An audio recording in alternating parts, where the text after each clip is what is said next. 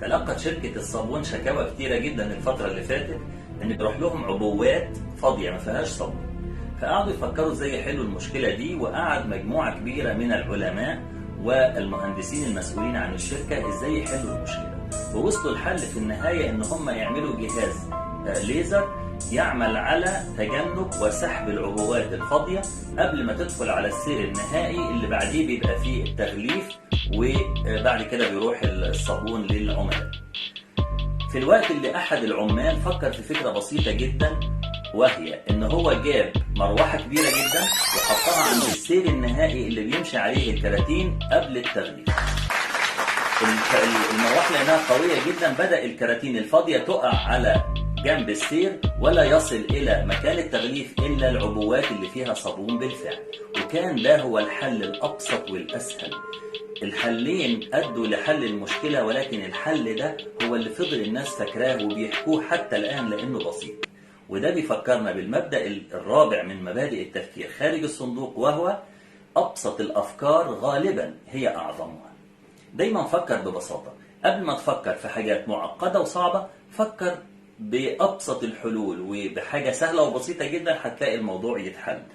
اجتهد علماء الفضاء ان هم يلاقوا قلم يكتبوا بيه وهم في الفضاء، بحيث ان هو ينفع يكتب، لان هم وهم في الفضاء بيبقوا بعيد عن الجاذبيه الارضيه، مفيش جاذبيه ارضيه. فما بيمسك القلم كده بدل الحبر ما ينزل لتحت يوصل للسن، ومن السن للورقه لا، الحبر بيطلع لفوق. زي رائد الفضاء نفسه ما بيبقى ماشي على القمر مثلا بنلاقيه بيطلع لفوق، بينط كده لفوق. ليه؟ لان مفيش جاذبيه فوق سطح القمر. وبالتالي قعدوا يفكروا ويجتهدوا في قلم اختراع فظيع يقدروا يكتبوا بيه وهم في الفضاء، إلى أن جاء أحد رواد الفضاء ومعاه قلم رصاص وقال لهم ده ممكن نكتب بيه في الفضاء. وبالفعل اعتمدوا الفكرة دي إن هم ممكن يكتبوا بالقلم الرصاص لأن الجاذبية مش هتأثر، مفيش حبر بينزل، وهكذا.